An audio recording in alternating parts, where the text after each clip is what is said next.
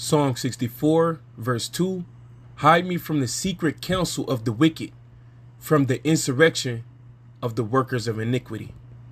Listen to General Mike Flynn on the redacted. So who's in charge? Who's running the show? Well, you have the World Economic Forum, okay, and you can go dig into all these people. You know, Klaus Schwab is the sort of the CEO of that. You've got George Soros.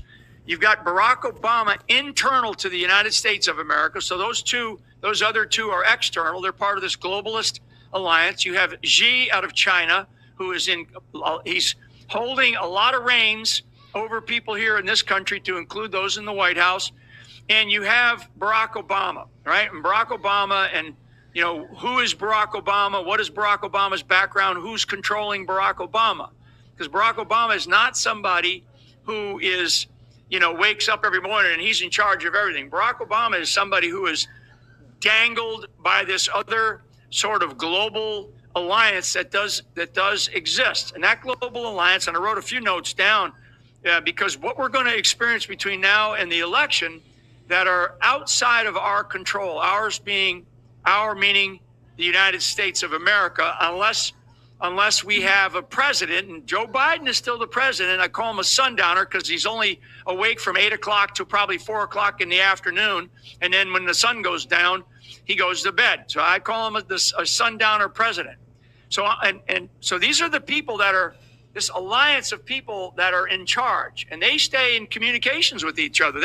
They actually, in many cases, are very public about what their plans are and what they're doing.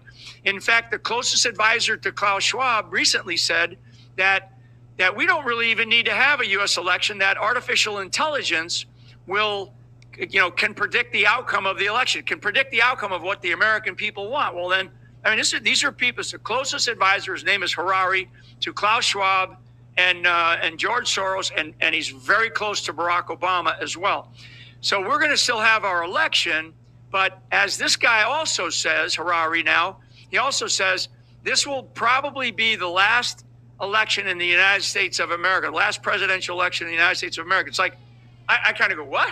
Where is this coming from? Why does this guy believe this?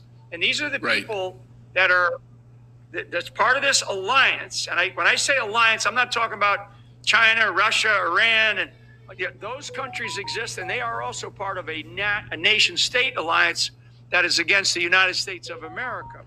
So, you know, so what does all this mean? Well, between now and November, we're likely to experience a complete global economic shift to a digital currency that Biden has already signed off on almost 3 years ago. People can go look up the executive order, executive global economic shift to a digital currency that Biden has already signed off on almost 3 years ago. People can, you know, so what does all this mean? Well, between now and November, we're likely to experience a complete global economic shift to a digital currency that Biden has already signed off on almost 3 years ago. People can go look up the executive order 14067.